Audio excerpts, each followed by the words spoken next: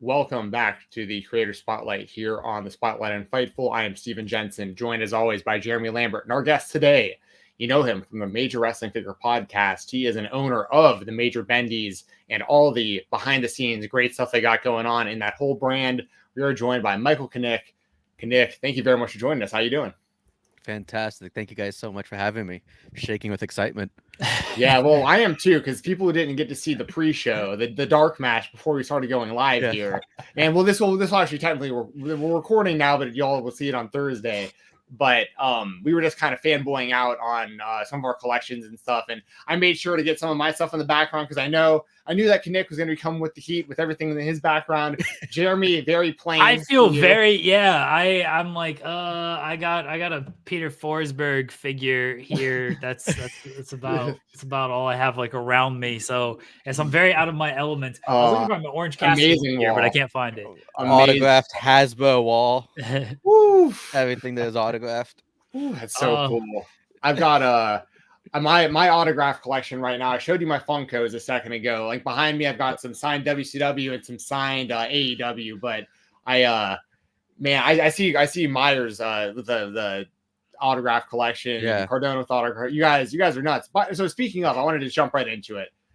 From the way I understand it, you were just a fan. Like you were a fan of of action figure collecting in general, and that's how you got in with Cardona, Myers, and that whole team over there was like as a fan, and now you're like really important to what they're doing. I wouldn't say important, but I'm part of what they're doing. You're important to it, man. Dude, you gotta don't sell yourself short. Yeah, no, for real. Well, man. I am short. Doing great. You're doing great work, for real. Thank you. I appreciate that. Yeah. I was actually a day one listener of the podcast. And I was working at a Fortune 500 marketing agency. It was boring. It was tedious for me. It was nothing like Mad Men. Even my boss didn't even drink, which was very disappointing. So I was just really unhappy, and I was listening to the podcast one day, and they just seemed so happy and genuine when they were talking about collectibles. And I was like, that's what I got to do. So I just typed in LinkedIn collectibles. One job popped up. I applied for it. Next day I had an interview, and then I got the job like a few weeks later. And it was a crazy experience because the guys always say figure fate, right?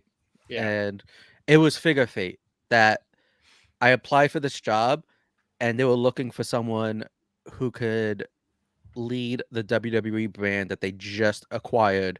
So it was a company called Eagle Moss, and they made those small WWE statues with the magazine and everything.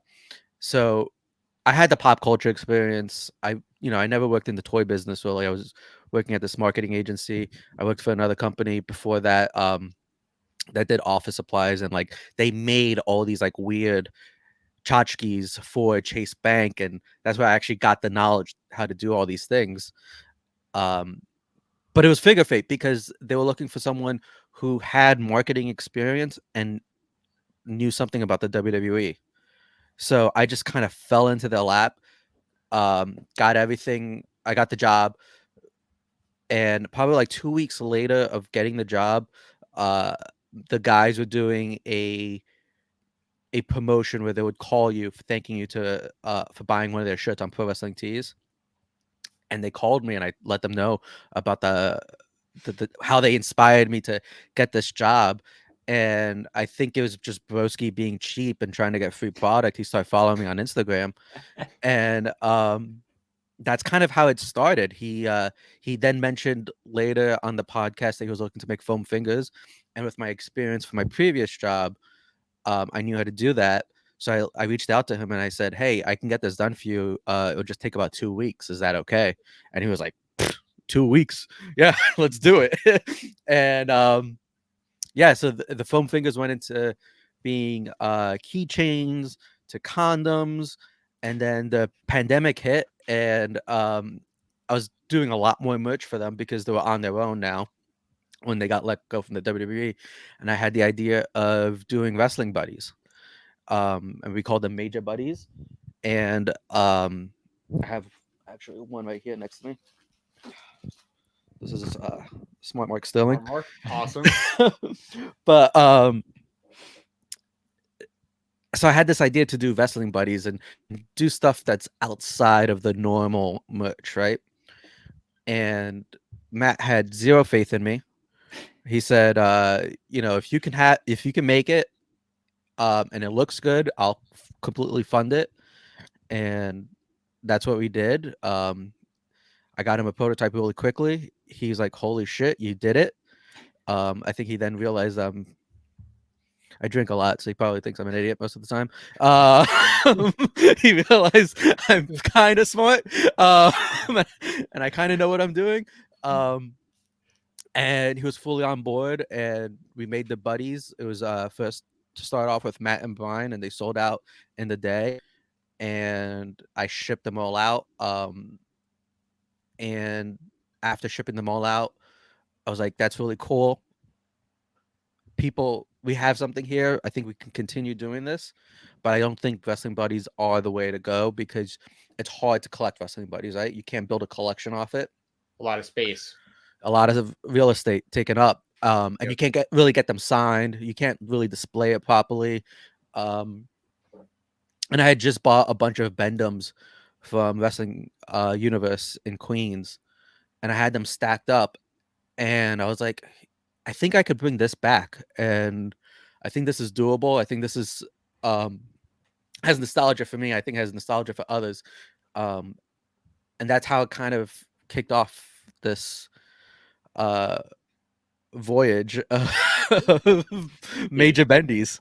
I love it, man, and I love that the Major Bendies are a thing because I have the majority of the original like WWF line of them outside of I had some of the more expensive ones when I was younger and then like didn't have many more, and now like I see like Taz and Too Cool and Rikishi and stuff, and I'm like, I can't afford that now, but I used to have some of those. I love that line. And the reason that I loved it so much is because I could find those at like Big Lots and stuff when I was younger. Like they weren't expensive. So it was like you could actually get like a few of your favorite guys, and they didn't scale well with like the rest of the figures that I had. They were always much smaller, but it was cool that you could get them.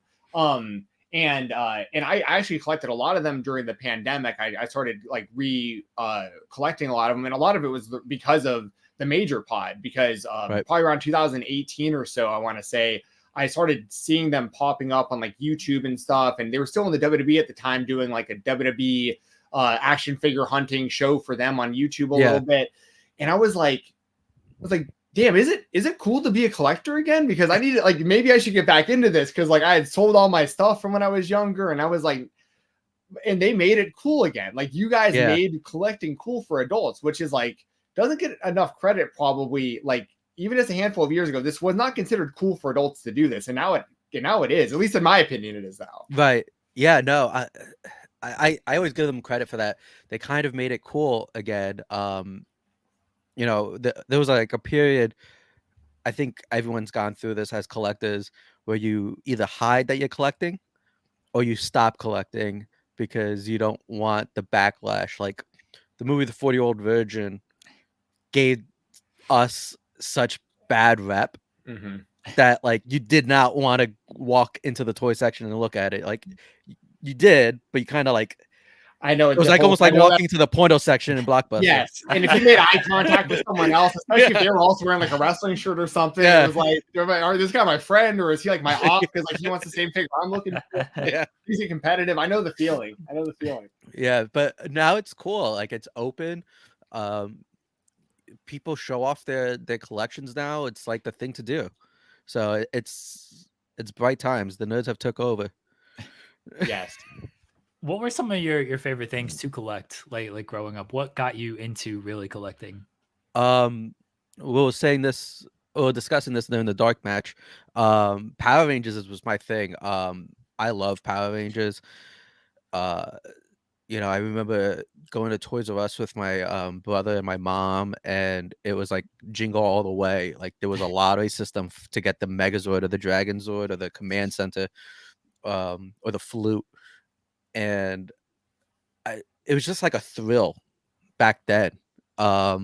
And it still is now because I'm rebuying a lot of that stuff and I want it in a certain condition. I want the certain year that it was produced and all that stuff. But yeah, Power Rangers is what really got me into it.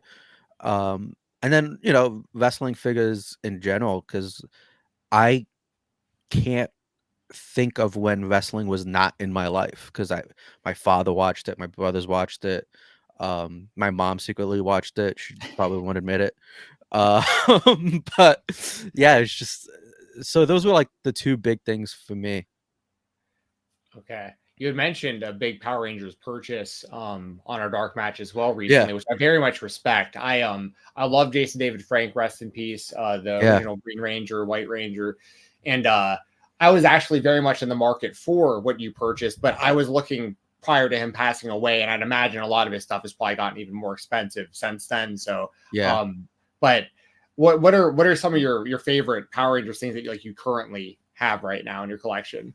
Yeah, so I'll show this off. Actually, I have two tattoos that I could show off that talk about the subject. This rules. Off the hoodie first. One's still kind of fresh. I got it last week. Oh wow. Awesome. I'll show the first one. I can't really show that, but yeah, so it's the green Power Ranger, the Automorph. The flip heads. The flip heads, yeah. Yeah. This is probably one of my favorite action figures growing up. It's still one of my favorite action figures. I have a complete set loose. I have a complete set signed, mint on card. So I actually had a mutual friend with Jason David Frank, and at conventions I used to hang out with him. And I probably have a ton of stuff signed by him. I did a Power Rangers comic with him. It was with Boom Studios. It's an exclusive variant cover with the Green Power Ranger on one side, the White Power Ranger on the other, and then it's Tommy Oliver in the middle. But it's Tommy Oliver street clothes, and if you'll notice, it's half of it is the White Ranger street clothes, and the other half is the Green Ranger street clothes. So it's him basically being both sides. And he signed a ton of the books for me for free on the floor at New York Comic Con, just to help me out. And awesome. I was just about to put this up. This was a gift that he gave me a New York Comic Con ago. Can't figure out the camera. Yeah, wow. Oh wow. So he had a bunch of these that Hot Topic had just dropped off at his booth, and he quickly signed one and gave it to me. But that's like the type of guy that he was. He would always just sign things and give it to me because he knew I was a fan. But back on the topic, Power Rangers #1, and then if you see that, Jeffrey the Giraffe. Oh, Toys R Us. There you go. There you go. I don't know. Yeah, there we go. How many Toys R Us still exist right now? Anywhere? It's right now they exist through the Macy's boutique stores. Right. So, and they're focusing on collectibles. So they have Super 7 stuff. They have Funkos. They have Legos, like the higher end Lego sets. And hopefully Major Bendies one day. That'd be so That's cool. the dream. Yes. Well, speaking of the Major Bendies, I don't want to somehow forget to ask this, because this was a big part of the reason why I wanted to have you on when we invited you on. You guys have the Jay and Silent Bob Clerks Bendies coming out, which I am a massive fan of the Viewisk universe. Two of my favorite movies of all time are Clerks and Mallrats. I love all of them, but those are the two, So, and I'll actually show you afterwards. I got a couple things I can show you that I can't show on here that I think you might think is pretty cool if you like those guys. But the I love that you're making these figures, because there isn't enough Jay and Silent Bob merch out there, I think, anymore. They used to have like the secret stash. They used to sell like more stuff, and I don't know. I absolutely love that you're merging Bendies, which is a line that I have so much nostalgia for, that I already love collecting for already, with another one of my fandoms, Jay and Silent Bob, that I'm already thirsting for. Like when I go to retro like toy stores and stuff, if I see like Jay and Silent Bob stuff, I usually will buy it. I'm like, because I just don't see it that often. So the fact that you guys are merging these two things together, it was an absolute no-brainer pre-order for me. So I love that you guys are doing this. Yeah. Yeah, thanks. It was just like it was like another figure fate situation. It kind of just fell into our laps. I've been trying to get licenses outside of wrestling. And I'm still, I'm focusing on the music, movies, and TV shows. I came from a stand-up comedy background. My brother was a stand-up comic. Now he's a Gordon Ramsay season 1 Food Stars winner. Amazing. So yeah, it's I have connections from my past experiences working at Eagle Moss, and I've made a lot of friends. So it's just now expanding outside of the wrestling world. But yeah, the Kevin Smith thing, it's a dream come true because I actually went to film school because of the movie Clerks. Wow. I didn't finish. I dropped out and I changed my major to marketing. But it's kind of like a full circle moment now where now I am making the figures of Clerks. And I get to work with Kevin Smith. So this is probably even cooler than if I finished film school. So how did that come together? Like you getting this business relationship with Kevin Smith? It was, I responded to something on social media and it piqued the interest of his manager, and he DM'd me through X or Twitter, whatever you want to call it, and it kind of started the conversation. He did a deep dive into my background, and found out that I'm an honest, legit guy. I have Mac and Brian with me, also legit, honest guys. And within 2 weeks, we had an agreement. Wow, Wow, that's so amazing. that quickly. Now, do you have to run this by, I guess, like Cardona and Myers of like, hey, we're gonna produce this? Like, is that cool? Yeah, so it's strange. I probably talk to Matt and Brian more than my own family now. Well, always texting. So when it happened, I just shot them a message saying, "Hey, this is happening. I think this is a perfect fit for us." And they both agreed. So most of the time, I would say 98% of the time, there's never a disagreement with what we want to do because all three of us have the same collector mindset. But if there is an issue, we do a vote, and the winning vote wins, and that's what we go with. And if it doesn't get messed up, then the other one doesn't. Well, tries to hold their back, saying "I told you so." Hey, I had another question about Kevin Smith. Yeah. With I don't know if you're familiar with this or not. This is like kind of another one of my worlds meshing over, but Kevin Smith is a big fan of the show Degrassi, and he was on Degrassi. I don't know if you're aware of this or not, but yes. If you guys somehow could make Degrassi Bendies, I would buy all of them. Like I loved that show growing up, and there was no merchandise. Whatever it takes, right? I know I can make it through. Let's go. Dude, Kanik, we just become best friends? Come on, man. Let's go. I have a Degrassi basketball jersey, and it's Drake's number. That's amazing. That is so great, dude. That is so great. Well, I would absolutely love if you guys could somehow make something like that happen.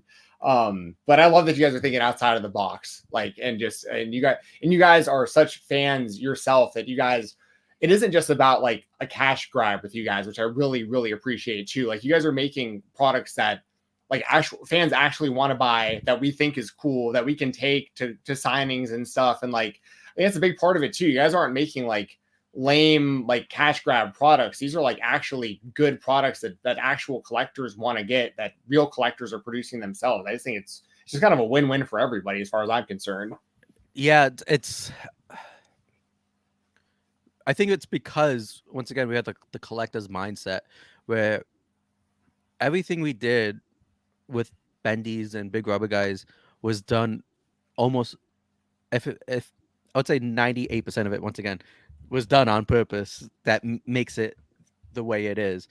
So, like the resealable packaging, I wanted to make sure that you can take it out, play with it, and put it back in. If you want to get signed, there's that nice clear bubble that, I think you go to these wrestling shows now and you see Bendies everywhere getting signed, and it's insane, and people love it. And because of the resealable packaging, people are just carrying stacks of clear bubbles with them at shows because you could just put the bubble on once you get the figure. So a figure's coming out, you can just get the bubble signed in advance. It's really surreal. Like, this is so fulfilling for me. And then there's times that we've done products like this is the new Macho Man that's shipping Awesome. out next week, I think. We've lost money on this. Like, But I bet Cardona was like, this needs to be perfect. I don't even care what the expense is. exactly. Yeah.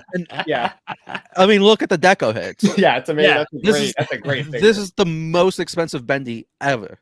There's the hat, the glasses, the tassels, the deco hits. We got Guy Dorian, the original Bendham's artist, to do the trading card on the back. So it was what was supposed to come out.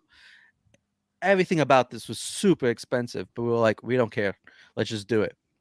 And we did the same with Big Rubber Guys. Series 1, we went through so many prototypes to make sure that it was exactly like the original source. And we didn't care. We wanted to, if we broke even, that was a win for us. Because then we knew that we were going to bring out a quality product that people can see and go, holy crap, I want to get Series 2. And then Series 2, we knocked it out with Demolition. I think Series 3 with Ric Flair. This is like insane. So, like, I think we did the right thing of investing in ourselves and our product to make sure that we're producing a great quality product that people will continue supporting throughout the years. Now, with the Big Rubber Guys, I wonder, and this is nothing to put down anyone else, of course. Jeremy Bidauer, good friend of the show. He's been on here as well. Yeah. We love Jeremy. I know you guys are big friends with him as well. Yeah. I actually discovered him because of you guys.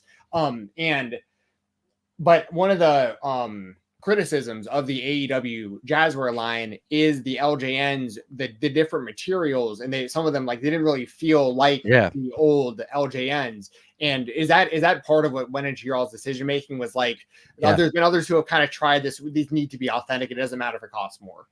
Yep. Yeah. So we did multiple things. We went through different variations of the thickness of the rubber, what the material was, the size of them, and then we had a thing with the packaging where it was like, do we want to do it in the original packaging with the blister, or do we want to keep that original? I mean, like what we do with Bendies with the resealable packaging, and we wanted to make it different than the packaging different from LJNs, because I feel like so many people have already mimicked that already that you get tired of it, and we want it so that it's almost our own. Like, we're paying homage to this product line, but it's our product line at the end of the day. So we didn't that's why it's different. We get a lot of people upset about that, but it's just, look at the product. But, I have one more question about that. I know, Jeremy, I'm sure you have other questions. I could talk about this all day, obviously. Yeah. But was the line of thinking with the Big Rubber Guys not only the nostalgia and, like, of course, the market and but was it also a lot easier for y'all manufacturing wise, because you're essentially taking Bendham's and, like, upscaling them, right? It's like it's all rubber at that. So, like, I'm sure that makes it a lot easier than going into, like, a completely different type of toy line. Yeah, I was looking at other stuff to do, because, at the end of the day, we are a business, and to be competitive in the business, you have to keep on being innovative in the process, and I think that's what separates us from a lot of the other independent wrestling companies out there. We're always thinking forward, and Matt and Brian are in the business, so we kind of have a little heads up on things. But yeah, it was basically, all right, I can take this small factor and just explode it up, and it's big, and remove the wire that's inside it because the Bendhams have the wire, the LJNs don't, right? Right. So it's just doing basically the same thing that we're doing now, what we were doing, but just in a different form factor. The biggest issue that we had, I mean, after all the prototypes, was the actual shipping of the product to us, because I didn't calculate the weight of them, and neither did the factory with the blister packs and everything. And I got a shipment, and it was just all, you can't sell it to customers because it was just, the packaging was destroyed. Wow. So what I did was, I have a science background. My brother's a scientist. We kind of just sat down and was like, what's the best way of training the factory on how to pack these things so they don't come destroyed? And I created this whole shipping method, and I should really probably get it patented. And I did a test run on them of 100, and it came, and they're all mint, and that's the new way that we ship these things out. We'll have the factory ship it to me. I still put it into a box and bubble wrap it normally, but yeah, it's been pretty much a smooth ride. I think that might have been like the biggest hiccup. Okay, so is the brother with the science background the same brother that was on Gordon Ramsay's Top Chef? Yeah. Okay. Yes. Right. Yeah. Well, I have wanna another know brother too. But Well, I was going to say, Kanik, I can add to this because from what I understand, I've done a little research. You guys have like auditioned for like Nickelodeon shows and stuff. Like, yeah. so can you tie all this together with like your brothers and this? You have this like Forrest Gump type background. It seems like Yeah. that. Yeah, if you can explain that a little bit. Yeah. Well, I always say that my brother is the smart Forrest Gump because he's literally done it all. But yeah, my brothers and I, we were child actors that turned into these science nerds that would travel for like competitive science like science fairs. We would do science research at colleges, and then present them. Like I worked on nerve gases. My brother worked on nanorobots. I have an Intel award. He's has a shit ton of awards. Went to Harvard at 16. Went to Cornell on a full ride. And then he dropped out, and no, he didn't drop out. He graduated. Oh, yeah. But he graduated, and instead of doing anything with his degree in cellular molecular biology and economics, he became a stand-up comedian. I was still in high school doing all the science stuff, but I was like, I know how to hack MySpace, and I hacked MySpace and created a program that would automatically add friends to someone's MySpace page based on the demographic, geographic, any interest. All that stuff was like public knowledge that no one knew that was actually worth money. And that's how Facebook makes money now. And we I use that program to automatically add friends to his MySpace page to promote his comedy, and he quickly became one of the fastest growing MySpace comedians. So he was doing shows with Giannis Pappas, Bert Kreischer. He was opening up for Weird Al Yankovic and Snoop Dogg at a festival here at Giant Stadium, Bamboozle was called. And my brother did all this. Then he went off to California. He followed some girl over there, became a ghostwriter in Hollywood, created this product called Smart Cups, and that's what he's been doing. He also worked at Tyson Ranch for a while with Mike Tyson. He was the head scientist there for a bit.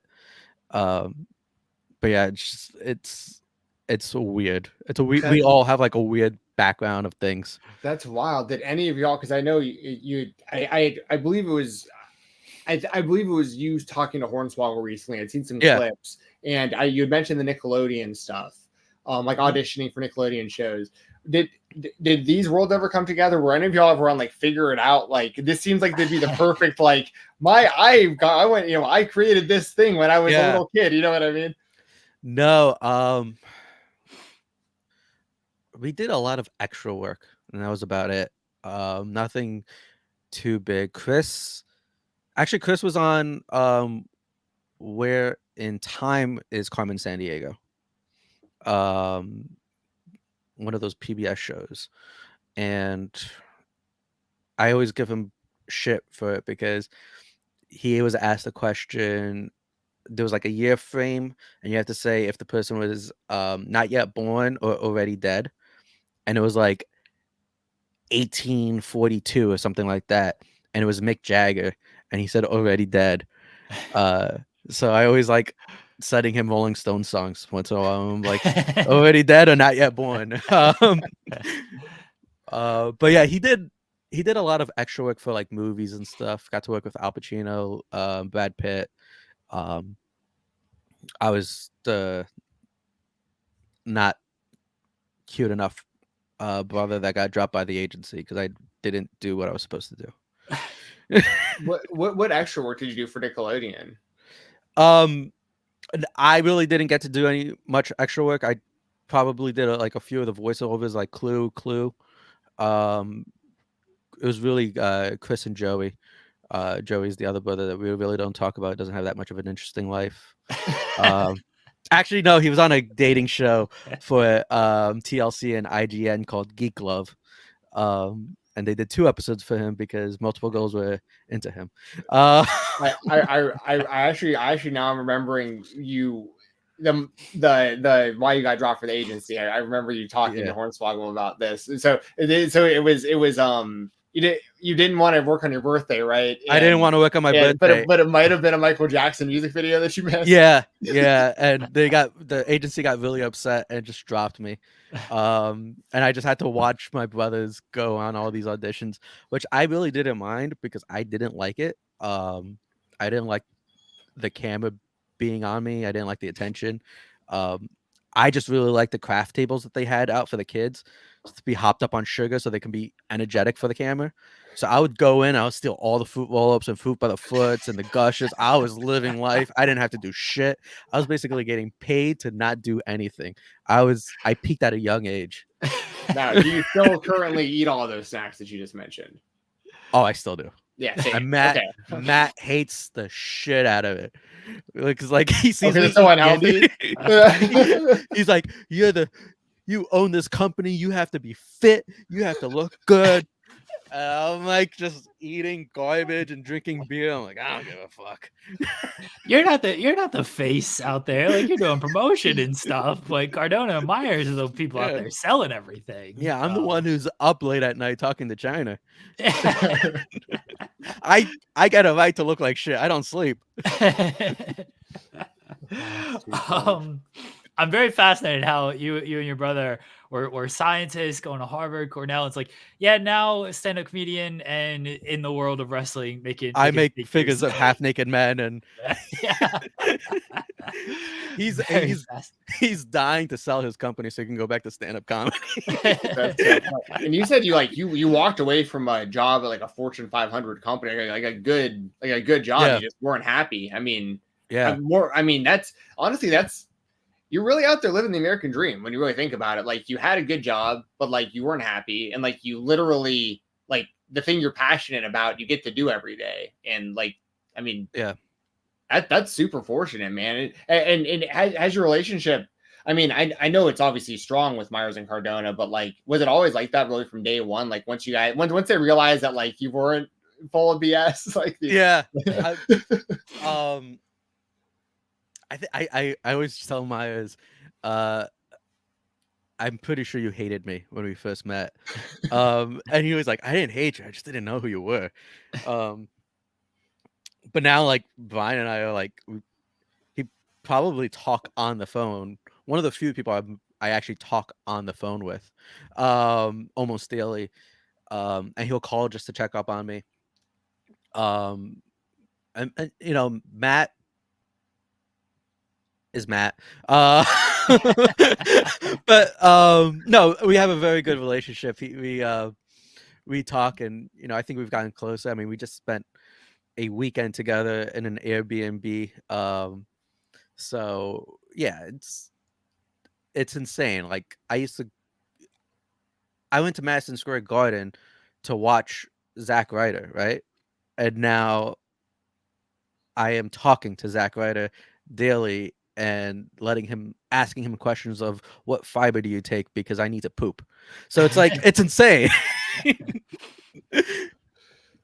Cardona is always praised, especially now with this independent run and everything, of just being like, when it comes to marketing and knowing how to sell yourself and put yourself out there, all the independent wrestlers just speak so highly of him with that. And then his character, of course, is he's an asshole who doesn't like anybody and is trying to piss everybody off. So it's always fun when we interview wrestlers. I try to get the wrestlers to bury Cardona, of like, just talk how bad he is. And they're always like, no, Cardona's so nice. He gives me this advice. And that. No, come on, like, sell something, sell your match here with Cardona. But yes, he's very always praised, always well liked, of like, yeah, Cardona told me to do this, and now I'm making this much off of this because of this. And speaking of kind of working with independent wrestlers and legends and everything, like, who has been, I don't want to bury anybody of like difficult, but like, has there been anybody like you've pitched it to them and like they haven't quite been on board, or like, I don't know about this?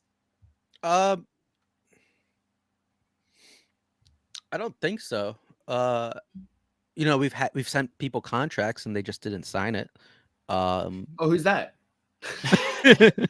Can you give us all the exclusives real quick of who isn't signing these? Or, I mean, it's people I really want figures from too. I guarantee it's like my favorite people, and they're like on their table right now. Yeah, and you know what? It's just they'll eventually sign it. We'll probably just have to, you know, to go up to them and talk to them and show them the figures.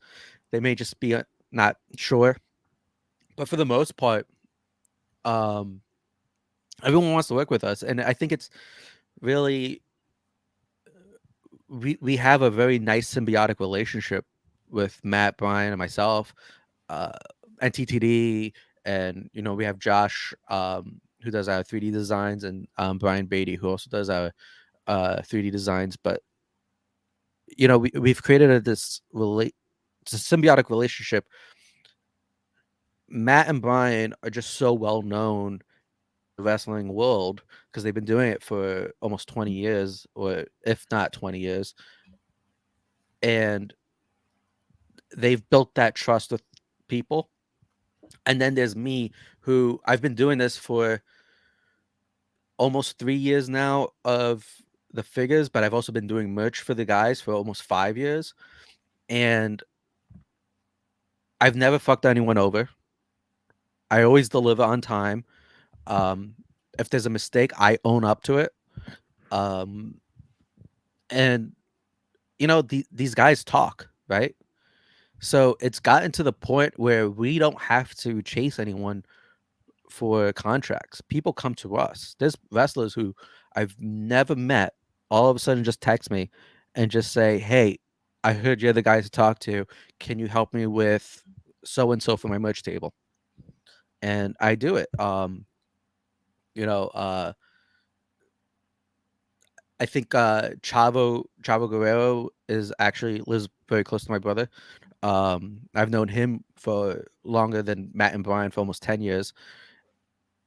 You know, we reconnected at WrestleCon this year, and he's bragging to the guys about me, saying, "This guy's a genius. You don't know his family, everything. You got to trust him. Whatever he says, you got to do it." And it's like that holds weight, right? Because Chavo is a locker room leader. Man, I can only imagine some of these conversations like now, because like at first it's like what are these, like who's gonna join up for this, like how successful is this gonna be, and now it's like, dude, we want in on this. Like we see this is working and we love these things. We want in on this. I love that. And to see some of the people that got these early on, like guys like Effie and like Nick Gage and these kind of guys, like it's just awesome for them to just have that extra merchandise for, especially because there's only a limited amount of people who are going to get like, like Jazzwares figures and Mattel figures and this kind of stuff. Like it's like it's a great opportunity to just have cool merchandise with people you can trust. And that's just super cool. And I also saw Zombie had done the Nick Gage figures recently, and he got the GCW logo on one of those. And I was like, that's got to be the first time the GCW logo has been used on something, was on that. So it's cool seeing kind of like you guys, like Zombie and you and all, like it's like your whole, it feels like the whole like squad of you guys, like everyone's winning right now, it feels like. Yeah, and there's a group of us who kind of just help each other out too with things. So like Zombie and I talk all the time. There's, I'm friendly with the guys at Epic. I'm friendly with the guys at Wrestling Collector. So like we kind of just all talk and we help each other out. It's like the stand-up comedy world where it's like Joe Rogan, right? He has his crew of people that he hangs around with, and they kind of all lift each other, and you see that crew elevate each other, right? They're not competing with each other. They're just helping each other. And I feel like that's the same with the wrestling world with the independent toys. There's a group of us that said, hey, you're a good person, you're a good person, you're a good person. Let's all just try to help each other out. So if I have a contact that someone might need, I will gladly hand it over to them. And they'll do the same for me. But yeah, I mean, with the GCW stuff, I mean, we did the first, not GCW, but we did the first Conrad figure. We did the first Danhausen figure, first Nick Gage figure. We did the Ric Flair's Last Match figure, which the robe was designed based off the figure so that it could match. So the figure came first and then the robe. Really? I did not know that. That's super interesting. And the fun story about that was Conrad asked Matt who can make a figure for the last match. Now the last match was 2.5 months or 3 months away, and Matt didn't want to like promote his own company and try to show off. He was asking other people for Conrad, and then he's like, well, he texts me on the side and he goes, do you think we can do it in time? Because no one could deliver on time. And I said, say yes and I'll figure it out. So I lied, and I got the figure done in from production to in hand in 2.5 months. And it was enough time for us to ship it, have Ric Flair sign them so that they could sell at the merch tables over there, and it was completely nuts. And then we had a similar situation with High Spots with the Nails figure, which is the first Nails figure since the Hasbro. And we did that, I think, in a month. So this goes back to, being an honest and trustworthy guy where people can come to us with these deadlines and know that that we'll deliver, and, they're going to have a quality product and they're not going to have to worry about anything. And if there is any issues, we'll figure it out on how to resolve them. Yeah. Is there any figure, piece of merch, like anything that hasn't been done yet that you're just kind of like itching to do? Yes. Can you share anything? No. Fair. I was trying to get something. Trying to see if there was a little Cardona will kill him if he says anything. They don't even want me to do. Well, it's funny because for a while I wanted to do the big rubber guys, and they just didn't want to do it because they said we got to focus on one line. We got to focus on one line. And I'm like, finally, I got tired, and I was like, look, guys, we've locked this down to a full system. We know what we're doing with this. It's time to bring something else in so we can expand.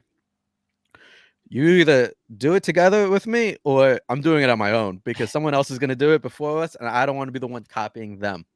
I want to be the one where people are copying us.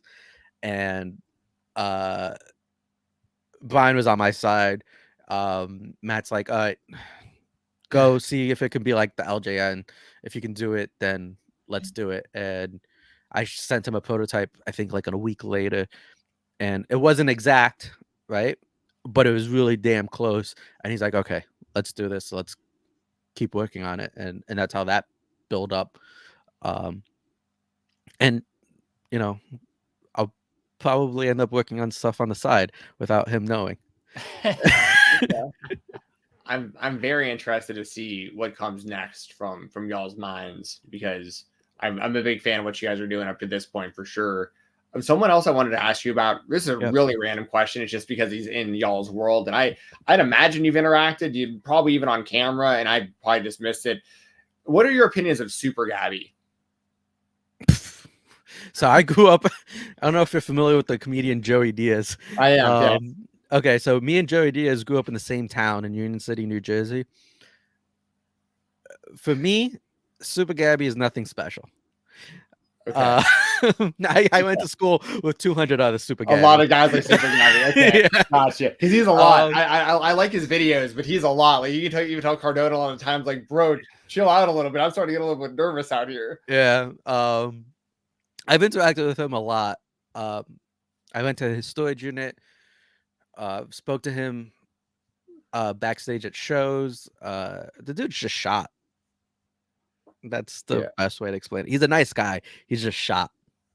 Gotcha. Yeah. And anyone else in like that world that you want to give like a shout out to on the show today? Like maybe some other people from like the YouTube channel, or maybe some other collectors and people that you see kind of out and about pretty often out there? I mean, everyone that's supported Major Bendies. There's people who've helped us with photos. Matthew Goldberg, the guys at the AIC podcast. There's so many people. I don't know. But just anyone that's helped us in the past and be supportive with everything that we've done. You know, I appreciate it. If you've bought a figure, if you've just even liked or engaged in one of our posts, told a friend, everything's appreciated. I didn't know if you had any other questions there, Jensen, with the figures. I know we have about 1,000. Yeah, well, we'll have Kanik back on in the future for sure, because they're going to be pumping out the merchandise. So hopefully he will be cool taking the time to come on here in the future, because we could talk. Because I mean, there's a whole other rabbit hole. We try to keep this within like 45 minutes to an hour.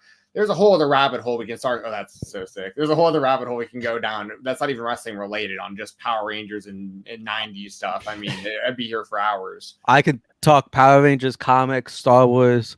I mean, you name it. I could do it. I'm just looking at my wall. I have a whole autographed section of Star Wars Black Series figures. So we ask everybody on the show the coolest thing in your room, and you know, a lot of times it's wrestlers, so they have like a cool piece of merch or childhood memory.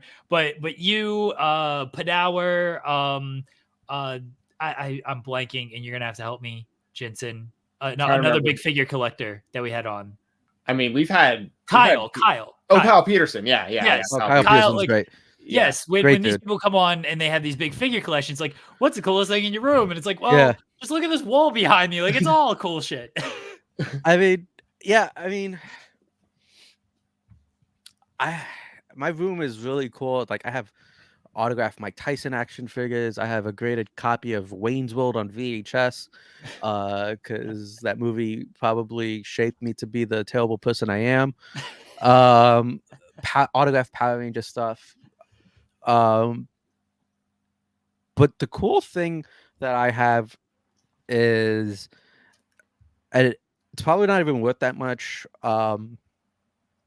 It's a autographed cell copy of the animated Spider-Man cartoon from the 90s, and it's signed by Stan Lee. And I like it so much because there's a story behind it. My father is an old school Turkish man who thinks I should have become a doctor and I failed in life. Though now he appreciates that I make figures of half naked men because he loves wrestling so much. Um, but he found this in the garbage room in a building complex that we lived in when I was a kid, and he grabbed it and brought it into the apartment. And my brothers and I have OCD, and like we're like, ugh, something from the trash. What are you doing?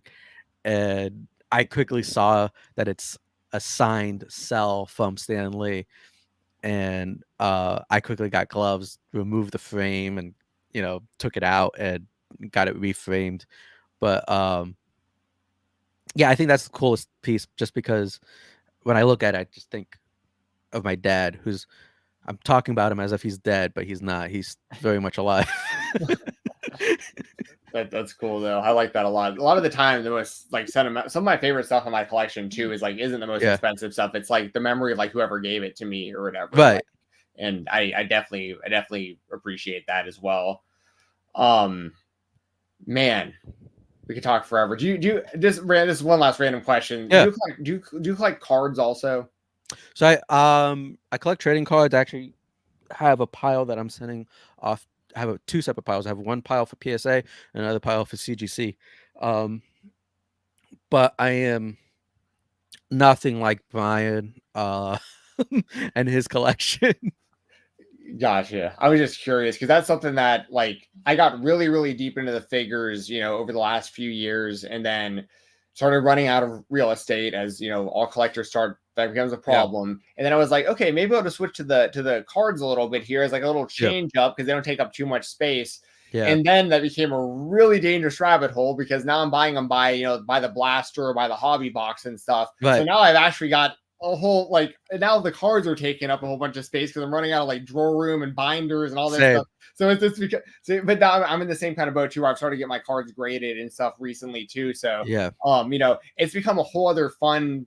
It's all expensive. It's all a very expensive hobby, but cool. It's good to know you're in that card world too. Because I've been dabbling more in that myself. So. I actually I have two cards that I'm sending off to PSA to get graded. It is an autographed rookie card of Hacksaw Jim Duggan and the first Hacksaw Jim Duggan Major Bendy card signed. And I'm gonna get a cool display and display them together. Hopefully they come back in a good grade. But yeah, very cool. I'm like, I might have an ego problem, but I've started to like change how I collect and buy things where it can feature Major Bendies. I don't blame you at all for that. I'd be doing the same thing. Are you kidding me? Have you gotten anything graded of your own line so far, or is that the first that you're going to be doing? That's going to be the first, but I'm sending a few Major Bendies cards to get graded. One being the Kanik trading card, and I might just start walking around like Logan Paul with like the Charizard and just I'll get a nice chain. I love that. That'll be my outfit when I go to wrestling conventions. Man, you've got to have you've got to have PSA 10 cards, right? I mean, like if you don't, who would? I mean, they're right. I mean, you're the source. Yeah, I have a few, but nothing crazy. Well, I'm talking about like your current, like your bendies, like anything that you get graded, like like no one's gonna have a better chance of getting PSA 10 graded merchandise than your own merchandise that you send out. So, well, you would think so, but yeah. I was in the graded comic business for such a long time. I used to do it as a side gig to pay off my college loans and buy this house. But I used to go all the time to Midtown Comics early in the mornings on Wednesdays, and I would take from the racks all the mint copies of books that I know would go for money, get them graded. And there's books that you would think that are going to come back as 9.8s, and they would just come back as like a 9, and you just sitting there confused, and then there's times where you think you're gonna get like a 9 and it comes back as a 9.8, and like it's gambling. But It is. And I've noticed that depending on when you do it, like I know there was a big Pokemon boom like a few years Yeah. ago, and then like all of a sudden it became I've dabbled in kind of paying a little attention to that world a little bit. Like it seems that once like the big boom happened, that it became a lot harder for PSA. Like they stopped like kind of handing out like the 10s. It seemed like everyone started getting 9s, maybe because of how many that they were seeing all of a sudden. And they're like, oh, actually, so some of the ones that actually weren't, they are graded 10s, but now they'd probably be graded a 9 if you sent it right now. So you even have to consider that like that'll even fluctuate over time, the way that they grade the cards. So yeah, I'm not sure what the system is on that, but I think now what they do is they have a computer grading them so that they can grade faster. Gotcha. That makes sense, I guess, at the end of the day, if they can like take the human error out of it, I guess. But yeah, that's such a massive, I mean, for people who are listening to this that don't know, I mean, the difference between a 10 and a 9 is like that's everything. I mean, so anyway, Kanik, I mean, we'll wrap this up. I could literally talk to you forever about this kind of stuff. We really appreciate whatever you want. But I will stay in touch, and we will do this again, especially as you guys continue to pump out more merchandise. We can have you on and talk some more action figures collecting, and promote your stuff. And we're big fans here of what Cardona and Myers and Smart Mark and everyone on that team is doing. So we really appreciate you coming on here, man. Yeah, I mean, let me just plug this real quick. We got Clicks for sale right now. Yeah. Yes. We got the Clicks Bendies on sale right now at majorbendies.com. But we also have Mark Mero, Butterbean, which I think it's Butterbean's first figure. And a little rookie called Nick Nemeth is up as well. And then that's available for 3 weeks.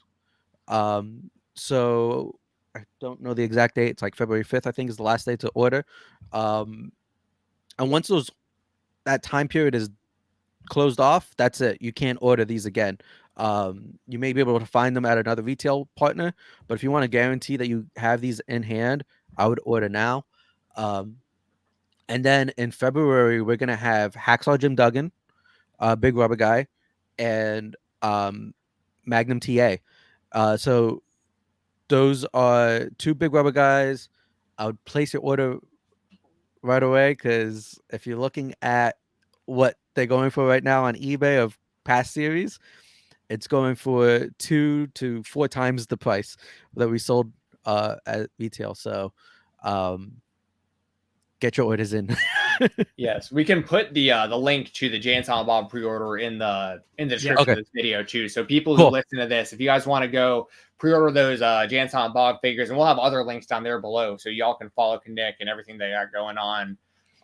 Also very random, but that's really cool. You guys are doing a Butterbean. I don't know if you're familiar with independent wrestler Cole Radrick, but he told us a story about he wants to Butterbean to punch him. He wants Butterbean to give him the Johnny Knoxville. He wants to get paid to take the. So maybe we ought to get Cole Radrick a Butterbean. Maybe we'll give him one of those as a gift. So I shook Butterbean's hand at WrestleCon, and all I could think was, "Fuck! Could you imagine getting punched by this guy?"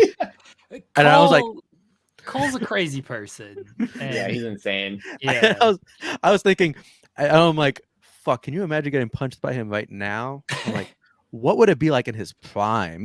Right. Like, I would be dead. Yeah, for real. That would just be it. That'd just be it. But he's such a nice guy and cool guy. So I'm happy that we were able to do this figure. And it's insane. We got the Clicks Bendies, Butterbean Bendy, and then Matt being called out on the Emmys. So it's like, yeah, Major Bendy's going Hollywood. That's it. Awesome. Matt's got the shout out basically for best body basically at the end. So yeah, Matt's got the match against Paul Walterhauser coming up. Yeah, like a month from now, no less than, maybe even. It is, by the way, it is February 5th is the pre-order window for the Mero, Nick Nemeth, and Butterbean. So everybody can pre-order those. Yeah, all the links are below, everybody. When you watch this, links are below to follow Michael if you want to follow him, to check out everything from Major Bendies. And yeah, we appreciate it. Thank you again. We'll have to do this again. I know Jensen is the big collector. I used to collect when I was younger, and then I don't have the funds. Too many kids, 12 kids. I gotta spend on them, not my own figure stuff. Dude, but I appreciate it. It's a sickness, but like I could be addicted to worse stuff than action figures. Right. You know what I mean? So the nostalgia of it, like that's what I'm a big fan of. Like when you're talking about like the big rubber guys, those are like my favorite figures from WCW, like the big rubber figures. Like I love these more than I love the Bone Cruncher stuff, but like I like the big rubber figures. So like I love the nostalgia of it. I really just like what Matt and Brian do in general. The way they have taken collecting and made it so cool in the wrestling world. Like I really appreciate everything they've done with that. So thank you so much, Michael. We really appreciate it. Again, thank you guys. The links are below. Thank you again, Michael, for your time. And guys, we'll be right back here on the